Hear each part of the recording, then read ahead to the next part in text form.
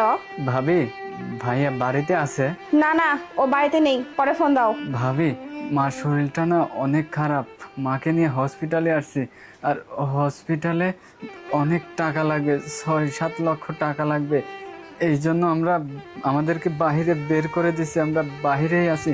আপনি ভাইয়ের কাছে একটু দেন না, ভাইয়ের সাথে কথা বলবো। এই, তুমি সোজা কথা সোজাভাবে বোঝো না, রাখো, পরে ফোন দাও বলছি না। ভাবি, আমার কথা শুনেন তো। ভাবি, ভাবি। কি হলো? কাকে এভাবে ধমক দিচ্ছিলে তুমি? আর বলো না, ওই যে লোন নেওয়ার জন্য ব্যাংক থেকে ফোন দিছিল, লোন নিব না, তারপর বারবার চাপ দিচ্ছিল, এই জন্য ধমক দিলাম, বুঝছো? আচ্ছা, সমস্যা নেই, হ্যাঁ। আসো। হ্যাঁ আচ্ছা ঠিক আছে। কি রে, তুই এখানে? ভাবি, মায়ের অবস্থাটা খুবই খারাপ। ডক্টর বলেছে অনেকগুলো টাকা লাগবে। আর এই টাকা যদি না দিতে পারি তাহলে মাকে বাঁচাতে পারবো না। আমি মাকে হসপিটালের বাইরে রেখে আসছি।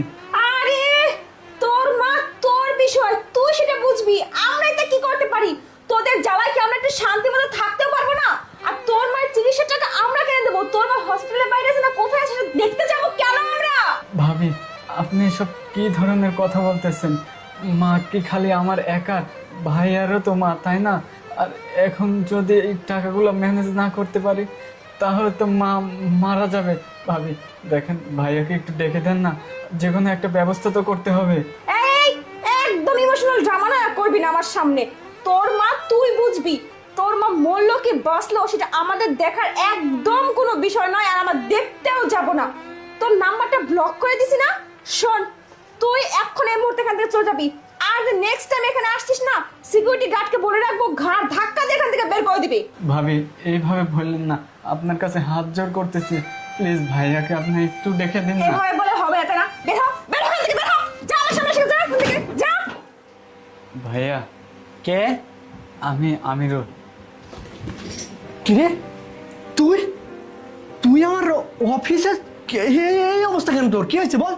ভাই, আমি বাধ্য হয়ে তোর অফিসে চলে আসছি। কেন আসছিস আমাকে বল? কোনো উপায় নাই এছাড়া। কি হয়েছে? আসলে মা অনেক অসুস্থ। মাকে হসপিটালের বাইরে শুয়ে রেখে আসছি। কি বলতেছিস তুই এসব কথা? তুই এসব কথা আমাকে আগে বলিসনি কেন? আমাকে একটা ফোন করলে পারতি। ভাইয়া, আমি সকালে ফোন দিয়েছিলাম, ভাবি বলছে যে তুই নাকি বাসায় ছিলি না, এটা বলে ঝাড়ি মেরে ফোন রেখে দিছে আর ব্লক মারছে। তারপরে আমি তোর বাসা পর্যন্ত আসছি। আসার পর ভাবি আমাকে অপমান করে ঘাড় ধরে বের করে দিছে। আমি খালি ভাবিকে বললাম একটাবার ভাইয়ার সাথে দেখা করিয়ে দেন, কিন্তু